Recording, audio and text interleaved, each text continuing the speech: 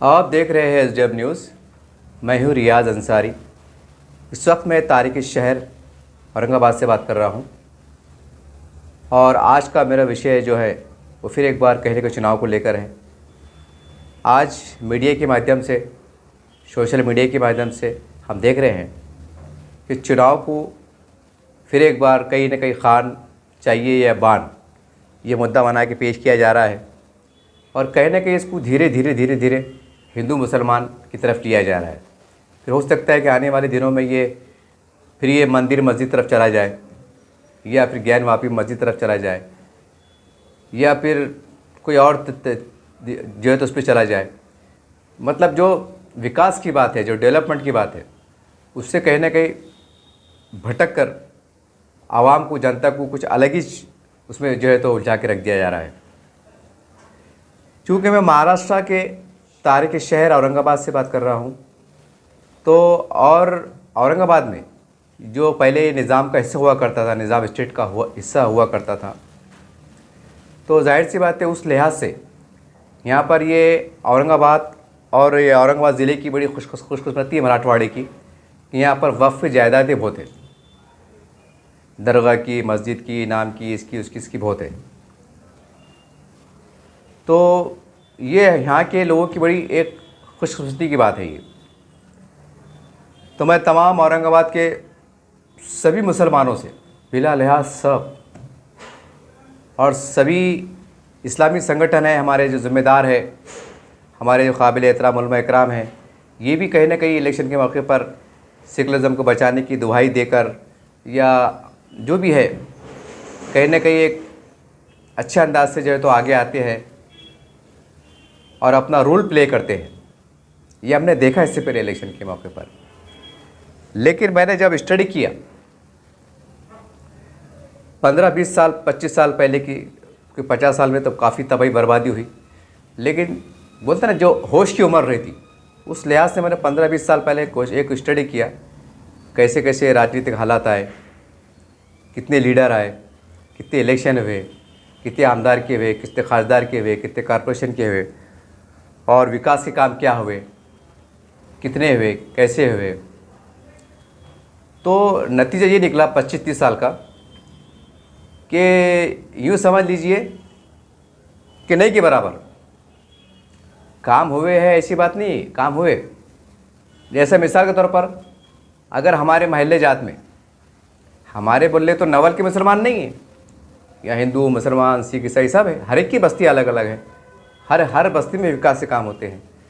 तो ये विकास के काम जो होते हैं तो कहीं ना कहीं ये जो आवाम का टैक्सेस से जो पैसा जमा होता है, जो हम टैक्स की शक्ल में देते हैं, घर टैक्स, पानी का टैक्स, नल टैक्स, यहाँ तक कि ये चीज़ हम इस्तेमाल कर रहे हैं, ऐसा लगाने की इस्तेमाल कर रहे हैं, तो इसके ऊपर भी जीएसटी जा रहा है। ये मोबाइल आज हर घर में है, इसके ऊपर जो हम ख़रीदते हैं तो इसके ऊपर भी कहीं ना कहीं हम टैक्सेस जा रहे हैं। तो ये पैसे से जो है तो गवर्नमेंट के मतलब आवाम के काम होते हैं, डेवलपमेंट के काम होते हैं। तो हमारे गलियों में रास्ते बनना या लाइट का आना, ये बहुत बड़ी कामयाबी की दलील नहीं है, क्योंकि अगर आज वक्त से पहले अगर हम रोड बनाते हैं या सही टाइम में अगर हम रोड बनाते हैं तो हम कह सकते हैं कि भाई काम हुआ है। लेकिन कोई बस्ती बस के 10 साल हो गए, 15 साल हो गए, जैसा मिसाल के तौर पर पड़ेगाँव है, मिटमिटा है, ये है, वो है। अब ये बस्ती में सीधा रास्ते नहीं है, लाइट नहीं है, पानी नहीं है, जो भी है, यहाँ अगर सही टाइम पे अगर रास्ते बन जाते हैं, कुछ हो जाता है, तो हम कह सकते हैं कि ईमानदारी से कि विकास के काम हुए। लेकिन बस्ते बस के 20 साल हो रहे, 15 साल हो रहे, और 15 साल के बाद अगर कोई मतलब रोड बन रहा, क्योंकि बड़ा काम नहीं करा, तो उसे हम क्या कहेंगे? आप ही बताइए, उसे हम क्या कहेंगे? अब आपके जहन में आ रहा होगा कि यार वो येलो बेल्ट, पिल्लो बेल्ट, क्या कौन से बेल्ट रहता, वो गैर कानूनी बस्ती रहती, ये रहती, ये ऐसे बातें निकल के आती है कि नहीं वो टेक्निकल प्रॉब्लम था, वो बस्ती इसमें नहीं आती, वो बस्ती उसमें नहीं आती। सवाल है ना भाई, फिर जब वो बस्ती मतलब एक तरह से उसमें नहीं आती, तो फिर वहाँ के आवाम के जो जनता वोट देती, फिर वो वोट आपको चलते कैसे? ये तो बहुत बड़ा सवाल है। और हर इलेक्शन में वोट देते हैं ना, चाहे कारपोरेशन हो, आमदार की हो, खासदार की हो, आवाम जनता वोट देती है, जो भी उनके पसंद का उम्मीदवार उनको देती है। तो जब वहाँ के वोट से चुन के आप एक कोई ना कोई पद पे जा रहे, और जब डेवलपमेंट की बात आ रही तो इसमें एक टेक्निकल प्रॉब्लम आ रहा है कि भाई वो बस्ती का ऐसा है, ये प्लांट है, येलो है, जो भी है, क्या क्या है, क्या क्या नहीं है। तो फिर ये एक ऐसी सूरत हाल है। अरे ठीक है, जब आबादी बस गई है, आबादी बन गई है, सारी बात है, तो भाई उसको लीगलाइज कराना, कैसे कराना, सरकार से नुमाइंदगी करना, ये जो जिम्मेदार लोग होते हैं ये उनकी जिम्मेदारी होती है। ये हामिद भाई जो पान टपरी पर लगा के बैठे हुए चूना मारते बैठे, उनकी जिम्मेदारी नहीं रहती है। जो कुर्सी पे बैठे हुए रहते हैं, जो जिम्मेदार रहते हैं हमारे छोटे से लेके बड़े तक, ये उनकी जवाबदारी रहती है कि वक्त से पहले वह क्या काम करना चाहिए, कौन सी बस्ती में क्या हो रहा, क्या नहीं हो रहा, यहाँ क्या लगने वाला है। ये जो बैठे हुए रहते हैं ना, उनकी जिम्मेदारी रहती है। जैसा चोर को पकड़ना, धाड़ मारना, ये पुलिस वालों की जिम्मेदारी है। ये मंडी में बैठे हुए उस्मान भाई नहीं, कि जो प्याज तोलते 10 किलो प्याज तोले, ये उनकी जिम्मेदारी नहीं है यार वहाँ गैर कानूनी धंधे चढ़े, उस्मान में जा रहे अपना, अरे वो जो धाड़ मार रहे, नहीं, ये पुलिस की जिम्मेदारी रहती। कहने का मतलब ये रहता, ये मिसाल में इसलिए दे रहा गवर्नमेंट भाषा में, कि भाई जिसकी जो जिम्मेदारी रहती ना, तो उन्हें वो काम करना चाहिए। अरे ये कोई एहसान की बात भी नहीं है। अगर कोई पुलिस वाला है, कोई अधिकारी है, वो ऐसा कुर्सी पे बैठा हुआ है, और अगर वो गैर कानूनी काम को रोक रहे, तो गोया वो अपने फर्ज निभा रहे, वो अपनी जवाबदारी निभा रहे। हाँ, ऐसा हो सकता कि अगर 8 घंटे की ड्यूटी है और कोई पुलिस का अधिकारी कर्मचारी अपनी स्वेच्छा से 16 घंटे काम कर रहा है, एक समाज का दर्द लेकर, नहीं मैं काम करूंगा, मेरे शहर के अंदर मैं और ज़्यादा समय दूंगा अपनी तरफ से, और मैं उसके पगार पानी मिल लूँगा, एग्जाम्पल दे रहा हूँ, तो हम कह सकते हैं कि वाकई इन्होंने बहुत बड़ा काम किया है। तो ये मिसाल हर एक पे लागू होती, ये मिसाल हर एक पे लागू होती। आज क्या चल रहा, वही घुमा फिरा के 3 20 60 एक पूछ आ गया, खान चाहिए कि बान चाहिए, अरे ये खाने को महंगे हो गए। अब क्या करते, कैसा करते? ये वीडियो बनाने का सिर्फ मेरा एक मकसद ये है, आप किसको वोट देते नहीं देते, मैं ये नहीं बोला कि इसको वोट दो कि उसको वोट दो। हमारे पास लोकतंत्र है, जमहूरियत है, आपको आपका अधिकार है, सोच समझ कर जिसको भी वोट देना चाहते हैं दो। लेकिन मैं एक समाज सेवक, मैं एक पत्रकार भी हूँ, सोशल मीडिया भी चलाता हूँ, और जाहिर सी बात है कि मैं जब एक मुस्लिम कम्युनिटी से बिलोंग करता हूँ, तो हर आदमी को अपने समाज का दर्द रहता है, और ये नेचुरल भाई, ये फितरी बात है, ये कोई ऐसा हट की बात नहीं है, ये हट की बात नहीं है। जैसा कि भाई अगर हमारे कोई बड़े बड़े कुछ जो लीडर हैं, अगर वो हिंदुत्व की बात करते हैं, तो पहले वो हिंदू है बल्कि हिंदुत्व की बात कर रहे हैं ना। अगर वो हिंदू नहीं रहते और उनका नाम रहता अब्दुल गफूर भाई, तो बात करते थे कि फिर वो नहीं करते थे। तो ये मोटी मोटी बातें हैं ना, आपको ज़रा समझना पड़ेगी। अब आप कह रहे होंगे, मैं ज़रा वजाहत कर दूँ कि कुछ लोग कहते हैं, एक बार कमिट आ गया था, अरे अंतर साहब ज़रा एक कमिट आया था, बोलना सीखो। अरे भाई ये अदब तमीज़ में ना अच्छा खासा सत्यानाश होगा अदब के दायरे में। बैठिए जनाब, तशरीफ़ रखिए, और बाद में तश्तरी गैब, ये अदब के अंदर है ना, तो बहुत अदब में मारी गई। तो अब ज़रा कड़ू बोलना पड़ेगा, दायरे में रह के बोलना पड़ेगा, कड़ू बोलना पड़ेगा। तो जब जाके जागेंगे, अरे सबको बोलना पड़ेगा, मेरी अकेले की जवाबदारी नहीं है। तो ये वीडियो बनाने का सिर्फ मेरा मकसद ये है कि जो भी लीडर आपके पास आए, कोई भी आए, तो आप हमारे शहर के बड़े जिम्मेदार हैं, तो आप उनके सामने एक एजेंडा बना के पेश कीजिए, और पहले एजेंडे पे रखिए वक्फ बोर्ड। क्योंकि औरंगाबाद ज़िले में, मराठवाड़े में वक्फ की जायदाद बेशुमार है, बेशुमार है। तो बोलना भाई हमारे वक्फ बोर्ड की समस्या को आप हल करेंगे क्या? जैसे चुनाव हो जाएंगे, जैसे चुनाव हो जाएंगे, ये आप जीत के आ जाएंगे, तो भाई आपको हमारे लिए काम करना पड़ेगा। और हम आपसे फुकड़ भी मांग रहे नहीं, हम आपको ऐसे भी नहीं बोले ना कि भाई आप चुन के आने के बाद जो तो मुसलमानों को ज़मीन दिलाओ, हमको ज़मीन होना नहीं। हमारे हक़ की, यानी कि वक्फ बोर्ड के मातहत में जो ज़मीन आ रही है वो पड़ी भी है, तो भाई हमको उसमें लीगलाइज करने में मदद करो। जो टेक्निकल मजबूरियाँ रहती, कुछ टेक्निकल GR कुछ बातें रहती कानूनी कानून कायदे की, वो फ्रेम में बिठा के जो काम 1 साल भर का है, इसको 2 महीने में करके दो। ये हमारे तमाम बड़े जिम्मेदारों को आगे बढ़ना पड़ेगा, क्योंकि इसके अंदर मुसलमानों का डेवलपमेंट छिपा हुआ है। कई बार आपने स्टेज पे भाषण सुना होगा, अखबारात में भी आया है कि अगर ईमानदारी से वक्फ बोर्ड पे काम कर लिया जाए तो पूरे महाराष्ट्र में, भारत की बात नहीं कर रहा मैं, खाली महाराष्ट्र की बात कर रहा मैं, पूरे महाराष्ट्र के अंदर मुसलमान, यानी हर मुसलमान ऐसा समझ लीजिए कि वो लखपति रहेगा, यानी कि ज़कात देने वाला रहेगा, लेने वाला नहीं रहेगा। ये मेरी रिपोर्ट नहीं बोल रहा मैं, ये अखबारात में आया हुआ है। ये कई मशहूर हमारे दानिश्वर है, जो बड़े बड़े स्कॉलर है, जो काबिल एहतराम हमारे बड़े लोग हैं, ये उनके बयान है, ये उनका सर्वे रिपोर्ट है, ये सिचर कमेटी की रिपोर्ट है, महमूदुर रहमान कमेटी की रिपोर्ट है, और ऐसी कई रिपोर्टें आई हुई है जिसके अंदर वक्फ बोर्ड की तरफ निशानदेही की गई है कि अगर इसका इस्तेमाल अगर सही तरीके से हो जाए तो मुसलमानों की पूरी गरीबी दूर हो जाए, पूरी जहालत दूर हो जाए और पूरी दलेंदरी निकल जाए। जो भी भाग रहे ना, दो ना मामू, दो ना अल्लाह के नाम पे, ये बुरे हाल चढ़े। हमारी माएँ बहनें बुरखा पहन के घूम रही, मेरी बच्ची की शादी है ना, मदद करो ना। ये टाइम देखने की नौबत नहीं आएगी, ये टाइम देखने की नौबत नहीं आएगी।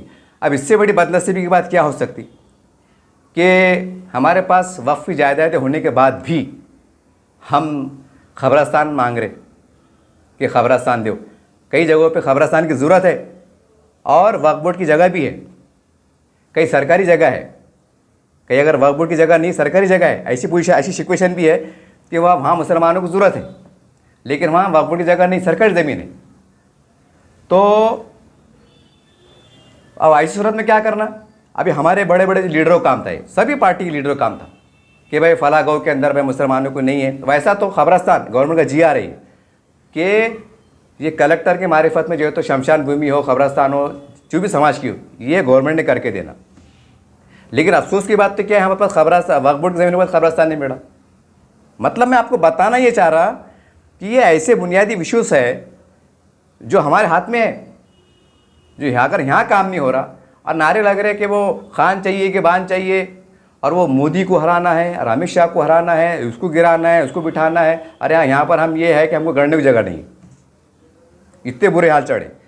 इसके सबूत भी है, ऐसा नहीं कि किस पे इल्ज़ाम तराशी है कि आरोप, ऐसी बात भी नहीं है। तो आप तमाम से बड़े अदब एहतराम तो गुजारिश है, औरंगाबाद ज़िले के आप जो भी पार्टी की आ रहे तो उनको ये बोलिए, आप गवर्नमेंट से क्या निधि आएंगी, योजना आएंगी, वो आप दिलाएंगे नहीं दिलाएंगे, ज़रा उसको बोलना। ये नहीं क्या मसूर की दाल अपन दुकानदार पूड़ी लपेट के लपेटता, तो बोलना पूड़ी में लपेट के ज़रा बाजू रखो, बोलना इसको लपेट के बाजू रखो, योजना आएंगी और योजना में दिलाएंगे नहीं।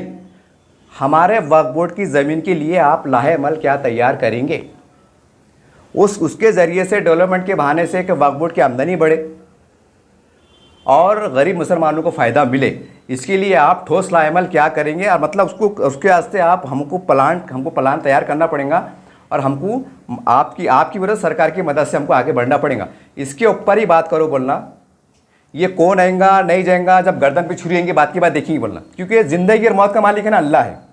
क्या हुआ 75 साल में 50 साल में ईच हुआ, अरे वो आ जाएगा वो आ जाएगा, ऐसा लग रहा है ज़िंदगी मौत का मालिक वही है। पहले क्या बोले मोदी साहब के आने के पहले, अरे बोले मोदी आएगा मोदी आएगा, मोदी साल पहले 5 साल भी आ गए, 5 साल के बाद और आ गए और हर 5 साल में और आने वाले। ये चक्कर में ना बान चाहिए कि खान चाहिए, मंदिर चाहिए कि मस्जिद चाहिए, ऐसी जज्बाती बातें, इसमें झकोले में क्या होगा, अपना होगा सत्यानाश, खाया पिया कुछ नहीं, गिलास फोड़ा बाहर आना, ये हालत है। तो मेरी तमाम, क्योंकि अब महाराष्ट्र की क्या बात करते बैठूँ मैं, 2-5 घंटे वीडियो बड़ा हो जाएगा, तो करके मैं ये बोल रहा आपको, औरंगाबाद ज़िले के जितने भी हमारे मुस्लिम ज़िम्मेदारान हैं, सामाजिक संगठन के लोग हैं, हमारे इस्लामी तंजीमें के हमारे ज़िम्मेदारान हैं, हमारे उलमा इकराम हैं काबिल एहतराम, उनसे मेरी अदबन गुजारिश है कि आप सब मुश्तरका तौर पर जो भी आपके पास आए एक 2-4-5 बातें तैयार करो, उसमें सबसे नंबर पर रखो वक्फ बोर्ड, क्योंकि वक्फ बोर्ड के ऊपर हम सही तरीके से काम करें, ज़मीन के यूटिलाइज़ करें, उसका इस्तेमाल करें, बड़े बड़े शॉपिंग मॉल बनाएं, हमारी कॉलोनियाँ आबाद करें, बेघर लोग बसाने का काम करें, तो हमको उससे आमदनी बढ़ेंगी, गरीब मुसलमानों को फ़ायदा होगा। और इसमें जातिवाद की बात भी नहीं ना हुई कि भाई तो अपन मुसलमानी क्यों बढ़े। वक्फ बोर्ड का जो बुनियाद पड़ी थी, वक्फ बोर्ड की ज़मीनें दी गई थी तो गरीब मुसलमानों को ऐसी दी गई थी। हाँ, उसमें अगर हम हमारे गैर मुस्लिम भाई का भी कुछ ख्याल इंसानियत नाते ख्याल कर लेते हैं तो वो भी चलता। तो आज वही छोड़ा कि बड़े बड़े धन्ना सेठ बैठे हुए, उनका भला हो रहा और हमारे गरीब मुसलमान जो है तो रोड पे गाड़ियाँ लगा रहे, तो उसके अंदर भी जो है तो सिटी बसती पिर बल के बसती, तो उन्हें बोलता बाप पुलिस गाड़ी भागो यहाँ से। देखते होंगे आप चौराहे पे, इतने बुरे हाल हो, यानी कोई सेटअप नहीं कुछ नहीं। अरे ऐसे नहीं ना चलो भाई, बोलते ना आज बच्चा पैदा हुआ तो बोल सकते हैं मेरा आज बच्चा पैदा हुआ यार, उसको क्या तुम इंग्लिश में बातें कर रहे हो, क्या समझ में आ रहा, समझ में आ रही बात को। बोलते ना 20 साल का होता, वो पढ़ता लिखता पास होता, जब बात बोलता हो हाँ बोलो ए से एप्पल, समझ रहे बात को आप। ऐसा नहीं ना 30-35 साल हो गए वक्फ बोर्ड का बन के, इतने बड़े मुसलमान लीडर गुजर गए, कुछ इंतकाल भी हो गए, कुछ मौजूद है, कुछ बुजुर्ग, कुछ ज़्यादा उम्र के पहुँच रहे। अरे भाई आपके होते हुए अगर मुसलमानों का विकास नहीं हो रहा और आप घुमा फिरा के फिर बोले वो शिवसेना बदमाश है, वो बीजेपी बदमाश है, वो ऐसा है, वो मोदी है। अब ये औरंगाबाद के वक्फ बोर्ड के डेवलपमेंट के वास्ते क्या मोदी साहब ने अगर औरंगाबाद में आके रोके क्या? नहीं, तुमने कब्रास्तान ज़मीन नहीं लेना, तुमने उस पर डेवलपमेंट काम ही नहीं करना। उन्होंने आके रोके क्या? अमित शाह साहब आके रोक रहे क्या? औरंगाबाद के खैरे साहब है हमारे यहाँ के जिम्मेदार, ये रोक रहे क्या? नहीं तुमने काम नहीं करना। अरे अगर इनसे तरफ अड़ी अड़चन आती थी तो आपने कोर्ट में चल जाना। अरे भाई जब एक नाम बचाने के वास्ते, औरंगाबाद नाम बचाने के वास्ते कोर्ट में जा रहे ना, बदगुमानी नहीं है, कोर्ट में गए ना, तो फिर वक्फ बोर्ड की ज़मीन के वास्ते हमारे पास पैनल क्यों नहीं बना 10-12 वकीलों का कि उसको जो है तो मुसलमान जो है तो वकीलों की मदद कर रहे, ज़कात के तहत खैरात के तहत हम जो है तो जमा करके वकील खड़ा कर रहे, हमारी ज़मीनें छुड़ाने का काम कर रहे, उसके बाद डेवलपमेंट पर जो तो प्लान बिठाने का काम कर रहे। क्यों नहीं काम करे? एक नाम बचाने के वास्ते कितनी लड़ाई लड़ रहे। पूरा औरंगाबाद के अंदर हलचल, जब भी कोर्ट की तारीख आती तो लोग ऐसा देखते टीवी ऊपर, क्या आया हूँ यार, क्या है, जज साहब ने क्या बोले, वो फला साहब ने क्या बोले, वकील ने क्या बोला। हालांकि कुछ भी नहीं इसके अंदर। नवाज बिला मावड़ाना का नाम बदली भी होगा ना तो कोई मुसलमान को, चलो समझ नगर हो गया, कितने मुसलमानों को नुकसान हुआ कि उनकी रोटी छिन गई। मैं विरोध में पक्ष की बात नहीं कर रहा, मैं कड़ू बात करता। और कुछ रहते ना अंधभक्त टाइप में, उनको बुरा लग जाता, अरे यार आज ऐसी कैसी बात कर रहा। अरे जो हज़ारों एकड़ ज़मीना पड़ी हुई है, जो मुसलमान डेवलप, हमारी माए बहनों का कितना बुरा हाल है गुर्बत के मारे, आप देख रहे होंगे, मैं बोलने की शर्म आ रही मेरे को, तो वहाँ तुमको कौम का दर्द नहीं चुपता क्या? नहीं चुपता।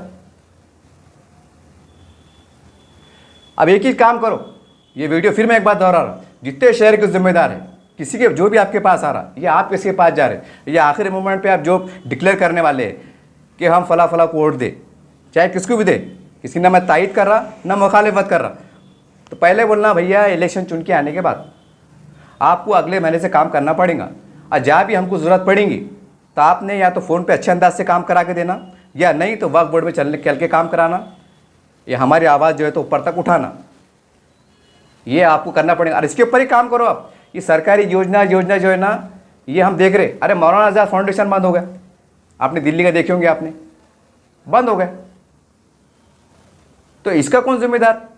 तो अभी सरकारी योजना तो आएंगी, जो लीगलाइज है, जो मिलना है, जैसा पानी आना ज़रूरी है, पानी मिलेगा, जो भी है लाइट का आना ज़रूरी, लाइट मिलेंगी, जो बुनियादी वो तो मिलेंगी। लेकिन आप एडिशनल सोच रहे होंगे, जो कि हमारा अधिकार है, संवैधानिक अधिकार है, सारी बात है, लेकिन नहीं मिला किसी वजह से।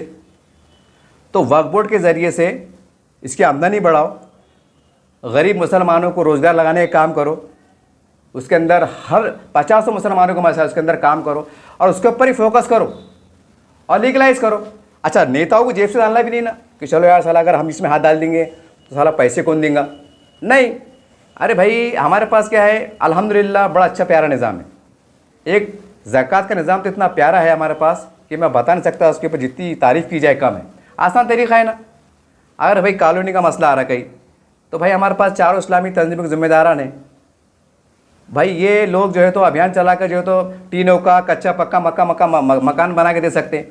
साल का भाड़ा पावती, जो मट्टी मोल जो बड़े बड़े को झंडा छोड़ के दिया हुआ है, तो गरीबों को दो ना, गरीबों को दो, वो पैसे लेकर वक्फ बोर्ड में जमा करो, वक्फ बोर्ड की आमदनी बढ़ती, रहने को मकान में छत मिलता। कब करेंगे? कई ज़मीन ऐसे हमारे गधे कुत्ते लौट रहे, और मुसलमानों को रहने को घर नहीं है। और एक बात कि महानगर पालिका, हमारे औरंगाबाद की मिसाल दे रहा, यहाँ के कमिश्नर साहब ने जो है तो 3-4 पेट्रोल पंप चालू करे सरकारी जमीन पे।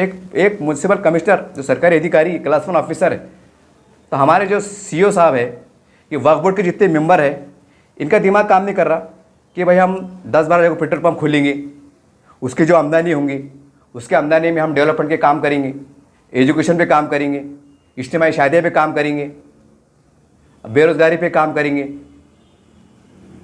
खबरस्तान का मसले आ रहे उसकी बाज़ाबाती कर रहती, तार फिक्सिंग की दीवार उठाना, वो काम करेंगे।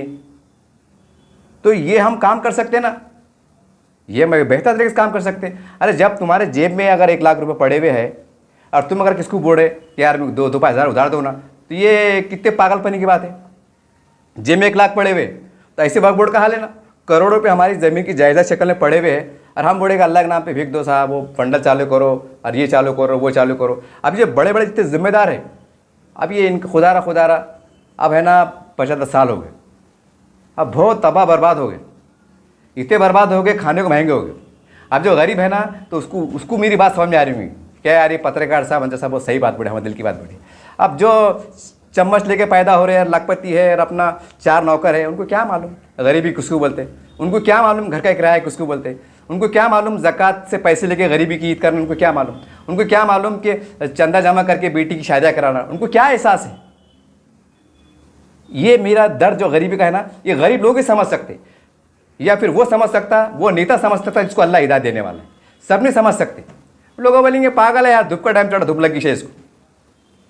तो मैं तमाम से गुजारिश कर रहा हूँ, अगर आप सही मिल्लत इस्लामिया के हमदर्द है, तो हमारे पास खुदा खुदरत से किस्मत से मराठवाड़े में और औरंगाबाद ज़िले में वक्त की बहुत बड़ा निज़ाम सिस्टम मौजूद है।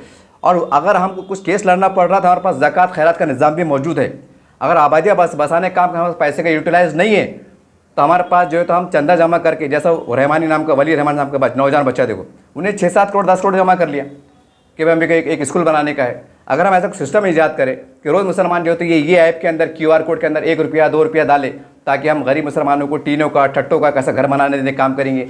या फिर ऐसी बस्तियाँ सलम बस्तियाँ जहाँ पीने का पानी नहीं है, तो वहाँ पर प्राइवेट लेवल पे हम कुछ पानी की टाँकी बनाने का इंतजाम करें, वहाँ कुछ पानी का नियोजन करें, बड़े बड़े हौस तामीर करें, और वहाँ से हम पानी ले जाने का। अरे ये वक्फ बोर्ड के पैसे से हो सकता ना, आमदनी बढ़ेगी तो काम होगा ना। अब तुम आमदनी बढ़ेंगे नहीं, अपना 20-30 का प्लाट अगर जाना रोड पे है, तो बराबर शटिंग लगाते हैं कि यार नीचे 3 दुकान निकलेंगे, ऊपर भी 3 दुकान निकलेंगे, ऊपर किसी बैंक को दे देंगे, तो महीने के कम से कम 7-8 लाख रुपये महीना आता। वहाँ बड़ा दिमाग चलता। अरे ये कौम का मसला है नहीं। अरे कम से कम जो कुर्सी पर बैठे हुए ना, तो उनकी बहुत बड़ी जवाबदारी है ये। आम लोग शायद अपन ज़्यादा बोल नहीं सकते लेकिन जो कुर्सी पे बैठे हुए हैं, अब उनको अगर बोलना पड़ रहा, तो ये कितनी गलत बात है।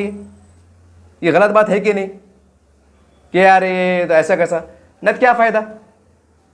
तो ये है ना जज्बाती बातें, नारे, और ये कौम और ये और अम्मू और खान चाहिए कि बान चाहिए, मंदिर चाहिए कि मस्जिद चाहिए, तो बोलना भैया वो बात की बात है, अल्लाह रसूल अल्लाह बहुत मालिक है। बोलना पहले मुसलमान खाने को मार रहे, पहले हमको रोटी कपड़ा और मकान होना चाहिए और हमारे विकास होना चाहिए। वो बात की बात है, अल्लाह बहुत बड़ा मालिक है, वो बहुत बड़ा मालिक है। ज़िल्लत मिलना है तो मिल के रहेंगे, इज़्ज़त मिलना है तो मिल के रहेंगी। ज़िंदगी बाकी तो कोई माई का लाल हमको मार नहीं सकता, और मौत लिखी हुई है तो कोई बचा भी नहीं सकता। ये हमारे ईमान का हिस्सा है। तो अभी ये है ना, ये ऐसा ये गुमराह कुन बातें, जज्बाती इशूज़ नहीं बोलना। भैया हमारे पास वक्फ बोर्ड मौजूद है, वक्फ बोर्ड का ऑफिस औरंगाबाद में मौजूद है। हमको इसके नाम पर बड़े बड़े पेट्रोल पंप कायम कैसे कर सकते चुन के आने के बाद। अब तुम बोलो बड़ा लीडर, क्या आप सरकार से नुमाइंदगी करके, जैसा म्यूनसिपल कमिश्नर साहब जो है 4-5 पेट्रोल पंप लाए, तो हमारे बड़े बड़े नेता नहीं कर सकते क्या?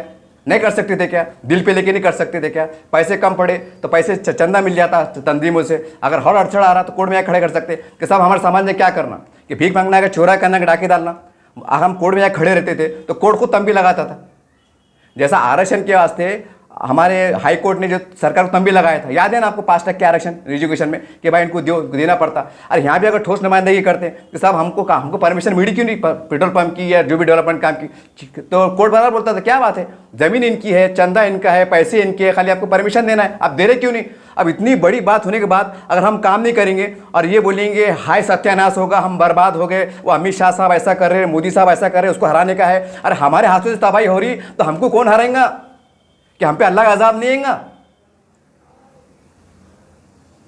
कि नौज़बिल्ला माज़अल्लाह मोदी साहब है, अमित शाह के नौज़बिल्ला खुदा है क्या वो, कि अगर तुमने उनको वोट नहीं दी तो ऐसा वो नहीं क्या, और तुम्हारा रू निकाल ले रहे, कि तुम्हारा पानी ऐसा बंद कर रहे कि तुम प्यासे मर जा रहे, ऐसा कुछ है नहीं। सबको मालूम राजनीति चढ़ी, स्टेज पे अलग भाषण दो, नीचे देर बाद मिल बांट के खाना खाओ, सबको दिख रहा।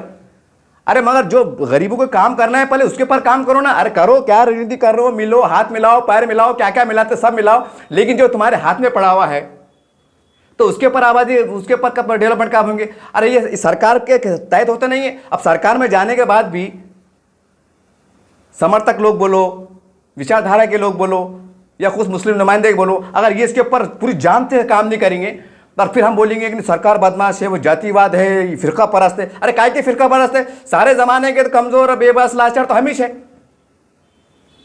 और क्या बोले, ऐसे ऐसे दुर्वश सिलसिला मिलता है हमारा जिसके खत्मे में ताज पड़े रहते हैं। और आज हम इतने गए गुजरे हुए कि हमारे हाथ में कटोरे पड़े रहते हैं, कभी सरकार के आगे, कभी लीडर के आगे, कभी इसके आगे। आखिरी दर्जे पे जो है तो फकीर क्या करता, होटल जाता, वो धुआं हला रहा, दो बाबा, इतने बुरे हाल पहुंच गए। कौन है इसका जिम्मेदार? अरे हमारी गलतियां, हमारी कोताहियां, हमारा क्या है हम नहीं देखेंगे, बस सरकार क्या करी, सरकार क्या करी। सरकार बराबर कर रही ना हो, अरे सरकार बराबर कर रही। एक इस्लामी देश है पाकिस्तान, तो वो बराबर मुसलमानों के डेवलपमेंट के काम करेंगे ना, करेंगे ना। एक कड़वा सा ऐसा नहीं है। अब हिंदुस्तान है, एक हिंदुस्तान अलग देश बना, तो वो करेंगे ना वो। अच्छा तुमको रोक रहे क्या हो? तुमको रोक रहे कि नहीं नहीं ये हिंदुस्तान है, तुमने ये काम नहीं करना, नहीं करना तुमने काम, ऐसा बोल रहे क्या हो? नहीं। लेकिन हमारे दिल में कौम का डर नहीं ना। हमको क्या है, पानी मारना, दीवार में पानी मारते, प्लास्टर पानी मारने टाइम नहीं मिल रहा हमको। ये नहीं सोच रहे हमारे दरा से पानी मारने से कितने कौम का नुकसान होगा, ये हम देख रहे ही नहीं थे। बस वो, और आप बाद में सब बर्बादी जो तो कागार पे आ गए, तो बोले यार वो बदमाश थे, उन्होंने खा के बैठ गए। अरे भाई तुम्हारा अगर 20-30 का प्लाट अगर जालना रोड पे रहा और किसी ने कब्जा मारा तो तुम बर्दाश्त करते क्या? अगर तुम ताकतवर है ना, तो ताकतवर आदमी क्या करता हूँ, पेपर में आया उसके आधार पर बड़ा ऐसी घटनाएं घट चुकी, तो क्या होता है, किसी कब्जा करा ना, वो जाता खबरस्तान और मारने वाला जाता हरसुल जेल के अंदर। ऐसे वाक़े पे घट गए अगर ताकतवर है तो। और अगर शरीफ आदमी है तो क्या करता हूँ, कोर्ट में जाता हूँ कि साहब को केस लड़ता हूँ। हज़ारों एकड़ पड़ी, कौम का बर्बाद हो रही, ज़मीन बर्बाद हो रही, कौम बर्बाद हो रही, ना कोई कोर्ट में जा रहा, नहीं कोर्ट में आ रहे, खाली अपना बना हुआ है। अरे ट्रिब्यूनल में क्या, कोर्ट ट्रिब्यूनल में क्या आ रहा, कैसे फैसले आ रहे, किसके आ रहे, कौन सा गट नंबर के आ रहे, कौन सी ज़मीन के आ रहे, वो सब किसको कौम को मालूम ही नहीं पड़ रहा। और जबकि हमारे पास मैंने एक बार जमीयत उलमा के एक ज़िम्मेदार को पूछा था, मेरे पास एक 1.5 साल पुराना वीडियो मौजूद है। मैंने जमीयत उलमा के ज़िम्मेदार को सवाल किया था, मतलब साहब ज़लज़ला आ जाता, सैलाब आ जाता, तो आप चंदा जमा करके उनको जो तो आबाद करते, तो वक्फ की ज़मीन पे आबाद क्यों नहीं कर सकते आप चंदा जमा करके? तो जमीयत उलमा के ज़िम्मेदार ने मेरे को जवाब दिए थे, वो 1.5 साल पुराना वीडियो मेरे चैनल पे मौजूद है। उन्हें जवाब दिए थे, अगर वक्फ बोर्ड के ज़िम्मेदारान अगर जमीयत को अगर कानूनी फ्रेम में बिठा के ज़मीन देने का काम करे, एक जो लीगलाइज जो तरीका रहता है, मट्टी मूल्य किराए से देते, अगर हमको देने का काम करें तो हम गरीब मुसलमानों को घर बना के देंगे, उनसे भी थोड़े थोड़े पैसे वसूल करेंगे और किराए की शक्ल में सालाना नहीं तो वक्फ बोर्ड को जाएगा। ये हम काम करने के तैयार है, लेकिन शर्त यह है कि वक्फ बोर्ड ने हमारे लिए काम करना। अब बोलो आप क्या करना, यानी कि वो चंदा खैरा जमा करके घर बनाने देने को भी तैयार, कॉलोनी बना देने को भी तैयार, और फिर क्या बड़े मुसलमानों घर नहीं है, अरे खबरस्तान नहीं है, तो घर तो बहुत दूर की बात होगी। अब इसका जिम्मेदार भी अमित शाह साहब है क्या शाह साहब है, कि खैरे साहब है, जयसवाल साहब है? तो कब तक? ये वीडियो से मैं इसलिए बना रहा हूं कि मैं किसका तरफदार नहीं हूं। मैं जब देख रहा हूं कि यार जब हमारे हाथों से कई गलतियां हो रही हैं, हमारे अनदेखियां हो रही हैं, तो फिर हम पहले हम उसको देखते बैठेंगे कि उनको बुरा बोलते बैठेंगे? अजब, मैंने मिसाल दिया ना गौरव भाषा में, मेरे जेब में 1 लाख है तो मैं क्या भीख मंगी चाली करूं? तो वक्त बोर्ड हमारे पास करोड़ों अरबों रुपये पड़े हुए जमीन शक्ल में, उसको हम सही तरीके से काम करो। जब एक म्युनिसिपल कमिश्नर अस्तिक कुमार साहब जो है तो 3-4 पेट्रोल पंप डाल के गवर्नमेंट की आमदनी बढ़ा सकते हैं महानगर पालिका की, तो तुमको डालने को क्या हुआ? तुम्हारा दिमाग काम नहीं कर रहा, फिर क्या बोले कौम परेशान है, कौम सतह गुर्बत में आ गई है, कौम को रहने को जगह नहीं है, कौम खाने को मर रही है। अरे जिम्मेदार कौन है, कौन है, कौन है, वो नहीं देखते क्या? यकीन अल्लाह का अज़ाब आएगा, बदवाए काम करेंगी, दुनिया चल जाएंगी, हम भी मर जाएंगे, गरीब भी मर जाएंगे। लेकिन याद रखो जो कुर्सी पे बैठे हुए है और जो तमाम जिम्मेदार इनकी, ये बल्ला छोड़ेंगे नहीं तुम।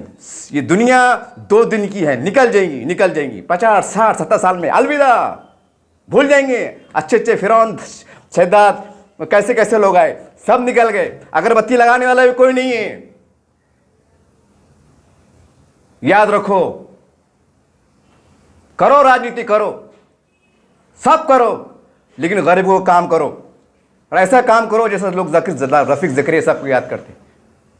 कहने यार घाटी बना के दिया, पानी दिया पीने को, रहने को घर दिया। ऐसे हमें काम करने की जरूरत है, मुश्तरका तौर पर हर एक को मिलकर काम करने की जरूरत है, जब जाके समाज का विकास का भला होगा। खाली बीजेपी को बुरा बोलने से, अमित शाह को बुरा बोलने से, फिक़ा परस्ती की आड़ में छिपने से काम नहीं होने वाले। बहुत कड़ू अपने अंदर हमसे गलतियां हुई, क्या हुई, हमको पूरा अपना हमारा मुहासाबा करना पड़ेगा, तौबा इस्तिग़फ़ार करना पड़ेगा, जब जाके अल्लाह की मदद आएगी। नहीं तो इससे ज़्यादा जूते पड़ेंगे, सियासी जूते। वो सियासी जूते कैसे रहते हैं, सियासी लोग समझ रहे होंगे कैसे जूते पड़ेंगे, पुरसानी हाल रहेगा। क्योंकि गरीबी की बदवा काम जब लग जाती ना, कोई माय का लाल बचा नहीं सकता, और जब दुआ लग जाती ना तो कोई माय का लाल मार नहीं सकता। ये किताब में लिखा हुआ है। उम्मीद करते हैं कि आप जागेंगे, ये दर्द को आप समझेंगे। इस पे उंगली उठाना, किसको बुरा बोलना मकसद नहीं था। कौम के दरमियान से आता हूं, कौम परेशान बेबस है, उसी दर्द को मैंने आपके सामने रखा हूं। उम्मीद करते हैं कि आप इसको बहुत सीरियस लेंगे और अल्लाह आपसे काम ले। यही बात से आपसे अलविदा होता हूं। जय हिंद, जय महाराष्ट्र।